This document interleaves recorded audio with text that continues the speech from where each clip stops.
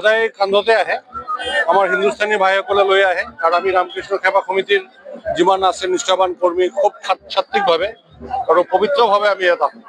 আমাৰ ইয়াত কোনো হুলস্থুল বা হাই হুৰুম এইবোৰ নাই। আমাৰ ইয়াত মহিলাসকলো আহে।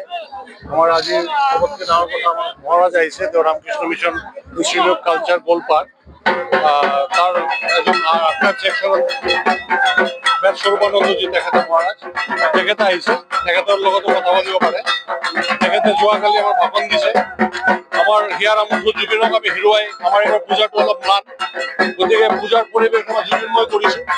তাতে আমাৰ প্ৰতিকৃতি মাল্যদান আৰু শোক প্ৰস্তাৱ কৰিছে আৰু মহাৰাজে খুব জুবিনৰ সম্পৰ্কে খুব ভাল কথা কৈছে যে ইমান মানুহ সমাগম হৈছে। তেওঁ কৈছে যে বিভূতি থকা মানুহ মানে ভগৱানৰ অংশ জুবিনৰ গাত আছে, কাৰণ আমি প্ৰমাণো পাইছোঁ, কাৰণ নহ'লে ইমান মানুহ আকৃষ্ট নহয়। তেখেতে খুব ভাল কথাই কৈছে বিভূতি দি পেলাই, গতিকে মই ভাল পাম আপোনালোকে তেওঁৰ লগত অলপ কথা পাতিম।